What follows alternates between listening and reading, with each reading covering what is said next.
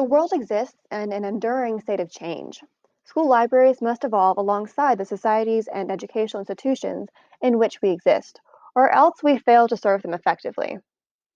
In the next 5 years, all areas of the information profession will face innumerable and, at times, unforeseeable challenges, but that doesn't mean they're all unforeseeable. Three central challenges visible on the school library's horizon are intellectual freedom, equity of access, and privacy. Literacy and learning are obviously vitally important in school libraries, but they're not challenges limited only to the library in a school. All education professionals share the burden of this challenge, and we will need to work together to continue to address it in the future. While the ALA has no specific definition for intellectual freedom, it has published the Intellectual Freedom Manual. In it, the First and Fourth Amendments in the Bill of Rights provide the basis of and protection for the freedom to think, say, write, and promote any idea or belief. Intellectual freedom applies regardless of the user's age, gender, ethnicity, religion, or other identifier. As the foundation upon which libraries are built, intellectual freedom and the definition and scope of that freedom inevitably raise many challenges and criticisms of school libraries. Censors and attempts at censorship come in many forms, but censorship is not only anathema to the library profession, it is counterproductive to the development of critical thinking skills in students. So then, what are school libraries to do in response to demands for censorship? The stance of the profession is that it is for parents to decide what their children, and only their own children, take in and read. The professional danger lies in people's reactions to the insistence of school librarians in favor of students' rights to intellectual freedom. Put simply, freedom requires access without external scrutiny. This brings us to the second challenge, equity of access. Any discussion of and work towards ensuring intellectual freedom must address equity of access. The Gorman text for SLIS 701 closely links the two issues. It's important to note early that equity does not mean equality, but rather fairness. To support students' educations, equity of access must be a cardinal principle of all library innovations and programs. The Gorman text proposes a list of conditions to fully utilize technology in the library. The first of these conditions is that there is universal online access. If equity of access is both a practical question and a way of thinking, then school librarians must think of ways to make access not just possible, but the norm, as lack of access is always to the detriment of the student. Schools are the opposite of a place that should be able to contribute in any way to intellectual poverty. Yet the current reality is that inequity of access is not rare, it's just the opposite. As a library media specialist in Metro Atlanta, I am fully aware that students, especially in many parts of Fulton County, experience a gap in access to library services and information. One method that schools and districts can and are using to address students' inequity of access is by bringing internet connections to or near their homes.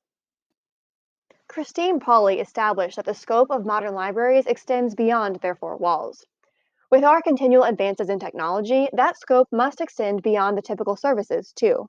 It follows that issues relating to equity of access then apply beyond the physical boundaries of the library building.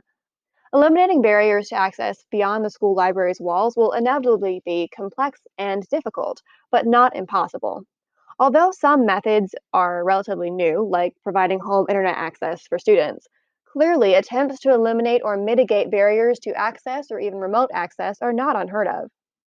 The fact is that unless students have access to begin with, none of the other conditions matter because they're impossible to adequately meet, and this constitutes a significant impediment to student success.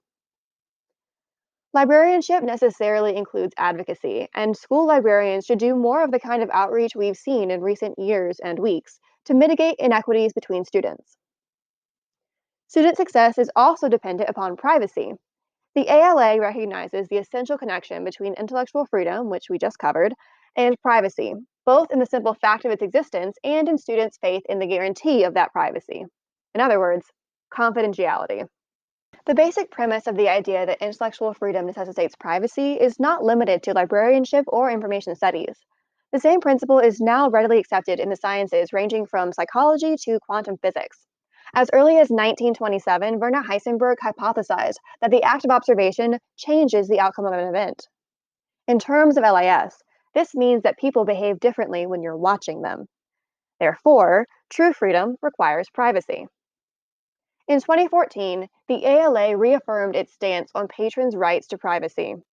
The ALA also reaffirmed its stance that minors enjoy the same rights, including privacy, as adults. This goes beyond the legal safeguards already designated by FERPA to protect students' information. Privacy, under the umbrella of intellectual freedom, presents perhaps the most difficult challenge to school libraries and librarians.